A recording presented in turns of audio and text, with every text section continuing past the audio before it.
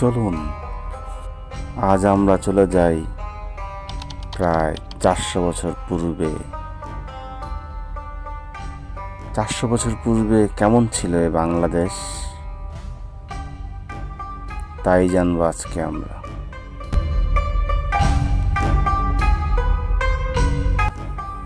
তখন ছিল বাংলায় মুঘল সাম্রাজ্যের শাসন।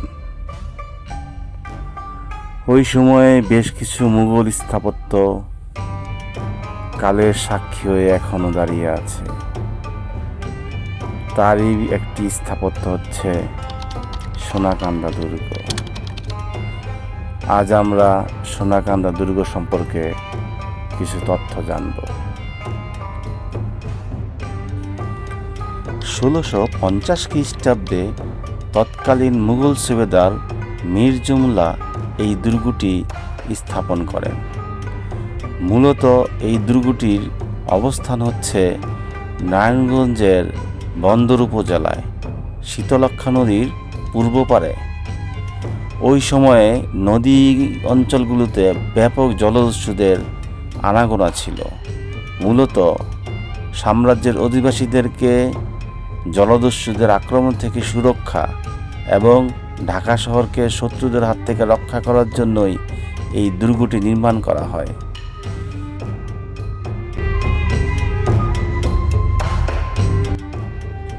বাংলাদেশের বিভিন্ন প্রান্তে মুঘলদের এরকম ঐতিহাসিক অনেক স্থাপনা এখনো সগর্বে দাঁড়িয়ে আছে। দুর্গের চারদিকেই দেয়াল পরিবেষ্টিত এবং পশ্চিমাংশ রয়েছে একটি কামানের জন্য ফ্ল্যাট।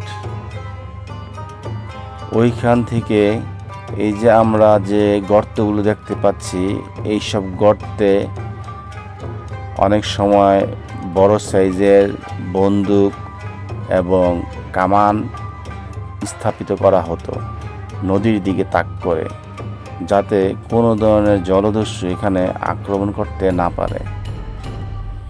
এটি মুঘল সাম্রাজ্যের একটি ঐতিহাসিক স্থাপনা। সোনাকান্দা দুর্গ ছাড়াও হাজীগঞ্জ দুর্গ এবং মুন্সিগঞ্জে ইদ্দাকপুরে আরেকটি দুর্গ রয়েছে। সোনাকান্দা এই দুর্গটি নিয়ে প্রচলিত কিছু জনশ্রুতি রয়েছে। এখন আমরা সেই গল্পটি আপনাদের বলবো। জনশ্রুতি আছে যে বিক্রমপুরের রাজা কেদারনাথের কন্যা স্বর্ণময়ীকে এই শীতলক্ষ্যা নদীতে জলদস্যুরা অপহরণ করেছিল। তখন ইশাখা স্বর্ণময়ীকে উদ্ধার করে এনে এই দুর্গে রেখেছিল। তখন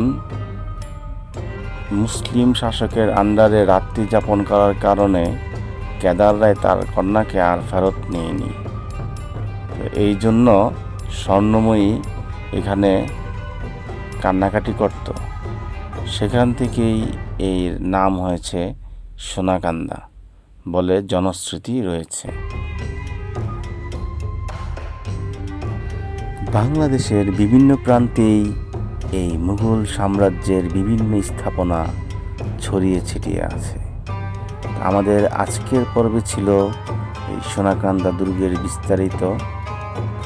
ভবিষ্যতে আমরা মুঘল সাম্রাজ্যের অন্যান্য আরও স্থাপনা নিয়ে আলোচনা করব। সবাইকে ধন্যবাদ।